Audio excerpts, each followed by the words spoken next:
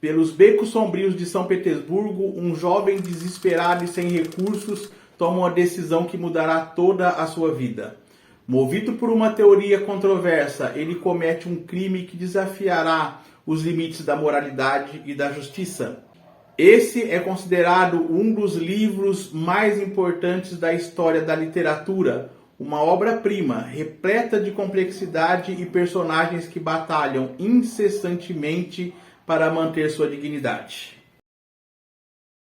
O sofrimento e a dor são sempre obrigatórios para uma consciência ampla e um coração profundo.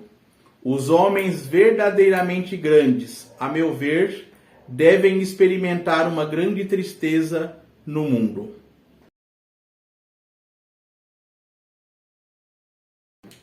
Crime e Castigo, de Fyodor Dostoiévski. Esse é um livro que dispensa a apresentação. Tem trocentos vídeos aqui no YouTube e é importante pra caramba. Todo mundo um dia na vida tem que ler Crime e Castigo. Mas se você está aqui é porque você quer ouvir a minha opinião sobre este livro. Você quer me ouvir falar um pouco mais, o que eu acho, o que eu penso. E você quer ouvir minha voz explicando isso aqui, né? Excelente, muito boa. Muito boa. Aqui no canal já tem um vídeo sobre Dostoiévski, do livro Memórias do Subsolo, onde tem uma pequena biografia do escritor, então não vou me prender a isso. Memórias do Subsolo foi meu primeiro contato com o Dostoiévski. Acho que devido ao estranhamento, eu não gostei muito daquele livro, mas ele pede uma releitura e eu vou fazer em breve. Já desse aqui, eu gostei bastante. Gostei infinitamente. Gostei demais. Gostei infinitamente. Gostei demais. Então, já que você está aqui, aproveita para se inscrever no canal, ativar o sininho das notificações, deixar o seu like e compartilhar este vídeo com os seus amigos, com os seus inimigos também, porque o importante é compartilhar. E se você já é inscrito, veja se continua. A ideia inicial para esse livro surgiu quando Dostoiévski estava enfrentando dificuldades financeiras, ele tinha dívidas para pagar e também queria ajudar a família do seu irmão, que havia falecido recentemente. Provavelmente as ideias para escrever esse livro já estavam germinando na cabeça do autor faz tempo, mas ele começou a escrever após o seu período num campo de trabalho forçado na Sibéria. O porquê dele ter ido para esse campo está lá no vídeo Memórias do Subsolo, dá uma olhadinha lá. Na Sibéria, ele tinha sido exposto a várias experiências que influenciaram profundamente a sua escrita. A intenção de escrever também sobre o alcoolismo foi incorporada aqui nesse romance por meio da história da família Marmeladov. Que família! Dostoiévski escreveu Crime e Castigo após completar Memórias do Subsolo em 1864 e antes de começar a escrever O Idiota em 1866. Essa obra, então, foi publicada pela primeira vez em 1866 e, desde então, tem sido amplamente reconhecida como uma das maiores obras da literatura universal. Eu vou deixar na descrição onde vocês podem encontrar essa edição. Tem duas editoras que eu sempre elogio aqui no canal, elas não me pagam nada para isso, deveria dar um cascai, mas não pagam nada para isso, que é a editora 34, dessa edição aqui, que é excelente. A outra editora vocês conhecem, é a editora Companhia das Letras. Mas para Crime e Castigo fica a dica aqui, vou deixar na descrição onde você pode encontrar este livro. Comprando pelo link, você está contribuindo também com este canal. Se quiser outra forma de contribuir com sempre um livro, dê uma olhadinha no primeiro item da descrição.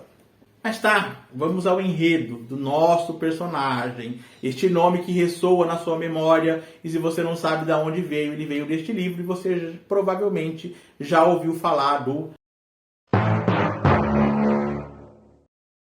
Raskolnikov, que é o personagem, então, principal de Crime e Castigo. Ele é um jovem ex-estudante vivendo em uma extrema miséria na cidade russa, de São Petersburgo. Ele é considerado por outros personagens como uma pessoa muito inteligente e ele próprio se considera um gênio. Ele mora em um pequeno quarto alugado que agrava muito sua depressão. Ele mora num muquifo, num pardieiro. Ele dorme em um divã, ele usa roupas velhas como travesseiro, ele não come muito, ele não come direito. E somente quando a Anastácia, uma criada da senhoria do prédio, ali onde ele aluga aquele quartinho, lhe traz algo, ou nas raras situações em que ele sai para comer em bodegas e tavernas. Então o homem vive numa penúria desgramada, numa pobreza lazarenta, e por isso que ele está sempre para baixo. Ele é uma pessoa tanto abalada emocionalmente quanto financeiramente. Ele tem grandes dificuldades sociais e é frequentemente neurótico com pequenas coisas, né? Ele não gosta de multidões, ele é cheio dessas maluquices aí. Ele não é um personagem maluco, ele é um personagem problemático. Ele flutua entre os extremos do altruísmo e da apatia. O Raskolnikov acredita que as pessoas estão divididas entre ordinárias e extraordinárias. Entre essa primeira categoria das pessoas extraordinárias, ele admira muito a figura do Napoleão. Para ele, eles tinham, essas figuras extraordinárias, tinham o direito não declarado de cometer crimes e de violar leis, desde que suas intenções, se fosse útil à humanidade como um todo, o exigia. Então, se for útil para todo mundo, é isso aí. A gente tem pessoas no Brasil que se sentem extraordinárias, não precisa dizer quem, né? Brasil, meu Brasil brasileiro. Tá ruim, mas tá bom, ele quis dizer aqui, né? Ele pensa nessa teoria por um longo período, até mesmo ele escreve um artigo em um jornal universitário sobre esse assunto. Obviamente, ele acredita que ele está na categoria das pessoas extraordinárias, tanto que ele se permite cometer um crime, né? O crime.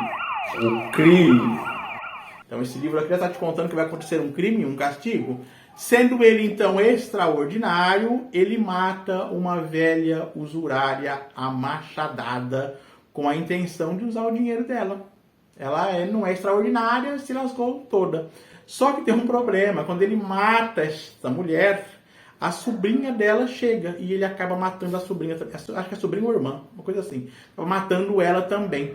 Aí, meu filho, tá danado. É aí que a história começa. Essa velha, ela era tipo a Jota, né? Ela penhorava coisas, pegava coisas dos outros, emprestava dinheiro, mas ela era uma velha, assim, danadona, né? Uma velha tenebrosa. Mas só que o livro não tem só o Raskolnikov como personagem, e existem muitos outros personagens tão interessantes quanto o próprio Raskolnikov. Em uma daquelas idas esporádicas a tavernas e bodegas, ele vai conhecer então o Marmeladov, que é um ex-oficial e um alcoólatra. Ele conta nesse primeiro encontro com o Raskolnikov a sua história, principalmente a história da sua esposa, com quem ele se casou para evitar que ela ficasse na desgraça depois da morte do primeiro marido dessa mulher. E ela já é mãe de 3 filhos. Essa família tem uma história assim muito triste, uma das histórias mais tristes que eu já li, história desgraçada mesmo. Olha que loucura. Olha que loucura. Tem a Sônia, que é a filha deste homem, desse alcoólatra, e essa Sônia se prostitui para sustentar a família e para bancar o vício do pai e dos irmãozinhos lá, né, das crianças.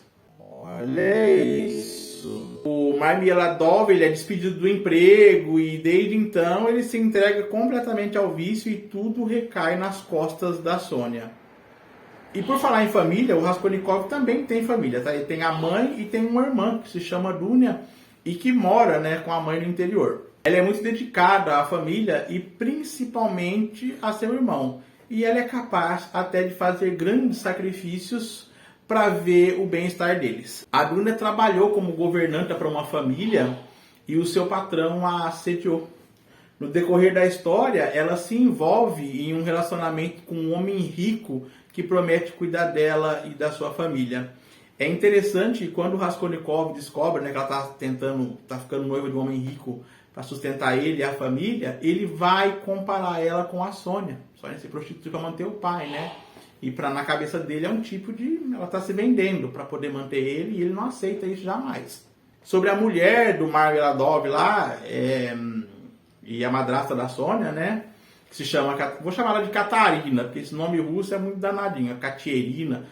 Então vou chamar ela de Catarina. Ela tem cerca de 30 anos. Ela já tem 3 filhos do seu primeiro casamento. É do primeiro casamento, se eu não me engano. Acho que é assim. Ela é bem... Ou é com ele? Não sei. Eu sei que tem 3 filhos. Não me lembro. Mas no fim, o importante é que a gente se ama, né? Ela é uma moça bem educada, de boa família.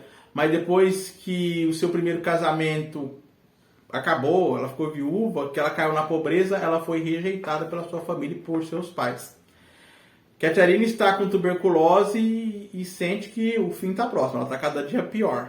Gente, que vida desgraçada dessa mulher, né? Primeiro ela casa, fica viúva, a família abandona ela, depois ela arruma outro marido, o outro marido é alcoólatra.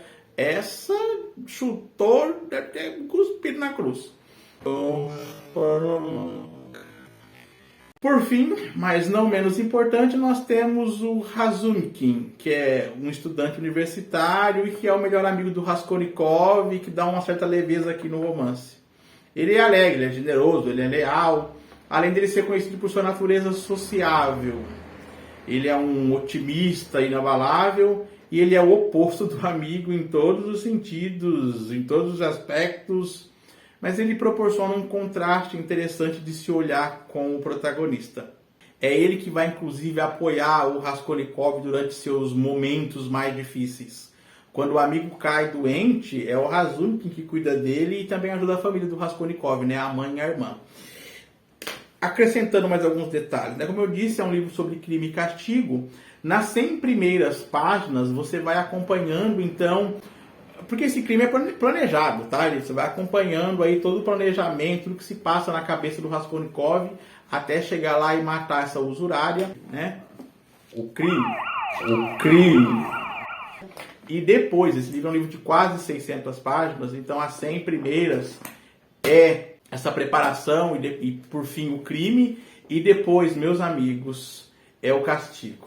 E o castigo não é a questão só da prisão não, né? O crime é o Raskolnikov que vai ficar pensando nesse crime, não pensando na morte da usurária, mas ele matou uma outra pessoa que não era necessária naquele momento. Mas ele vai ficar pensando, vai colocar em suas teorias, ele fica doente, febril, acamado por causa do crime. Ele roubou uma machadinha da pensão onde ele estava ali embaixo, na casa de lenha. Ele pega aquilo lá e vai lá, a fuga da cena do crime... Toda a investigação, existe um investigador que fica no pé dele, parece que esse investigador sabe que foi ele, mas faz uma tortura psicológica. Também você tem o lugar onde ele pega essas joias, ele esconde essas joias debaixo de uma pedra, ele também fica pensando nisso. Mas o Raskolnikov, apesar do crime, ele não é de todo mal. Para você ter ideia, às vezes ele tem pouquíssimas moedas no bolso que nem vai dar só para ele, e ele acaba dando para pessoas que precisam mais do que ele. Se existe alguém que precisa mais do que ele, né? Porque ele está no fim do poço, no fundo do poço. Então, esse livro é um clássico, principalmente pela forma em que ele é construído. Essa tortura psicológica que o Raskolnikov faz consigo mesmo. E todos os outros personagens que estão em volta. Esse patrão que assediou a Dunya vai surgir depois, um pouco mais pra frente, né? Ele aparece aqui, depois ele aparece ainda tentando conquistar a própria Dunya. O noivo da Dunya, aquele homem rico, que também vai aparecer aqui. A própria mãe do Raskolnikov. A história da Sônia e da família da Sônia. Tenebroso. Mas no fim, o importante é que a gente se ama, né? Como é um livro já lido por quase todo mundo, se você não leu, eu vou dar alguns spoilers aqui, mas... O Marmeladov, ele vai morrer, ele vai ser atropelado por cavalos, e a mulher tuberculosa doente vai ficar mais sozinha ainda e vai entrar numa crise, vai morrer também. Aquelas crianças órfãs vão ficar todos aos cuidados da Sônia. O Raskolnikov vai tentar ajudar de certa forma, mas ele está envolvido com seus problemas psicológicos, e o policial pressionando ele, e outras pessoas pressionando ele, ele pensando no caso do casamento da irmã. São vários acontecimentos. Pensa numa vida problemática, tá aqui em Crime e Castigo, né? O crime. Esse é um livro que explora profundamente a psique humana. O Dostoiévski explora a natureza humana, a culpa e o arrependimento e como a sociedade pode afetar a moralidade de uma pessoa. Ele mostra, através da história desses personagens, uma cidade cheia de desigualdades sociais e onde a vida é difícil para muitas pessoas. O Raskolnikov é atormentado pelo remorso e pela culpa após cometer o crime. Não é que ele se arrepende, mas ele matou alguém, né, gente? Então, ele luta entre a sua teoria que ele é uma pessoa extraordinária e sua consciência que condena por ter cometido o crime. Tudo isso é envolto em questões morais e filosóficas, mostrando as consequências das ações dos indivíduos. Vocês têm que ler para ver que fim leva Raskolnikov. Essas são apenas algumas das muitas coisas que podem ser observadas neste livro. A obra é rica, multifacetada, oferece uma profunda reflexão sobre a natureza humana e sobre a sociedade. Se você gostou desse e de tantos outros vídeos do canal, leia Crime e Castigo, mas também deixe o seu like, ative o sininho das notificações e compartilhe este vídeo. Este aqui é o Sempre um Livro. Prazer da leitura.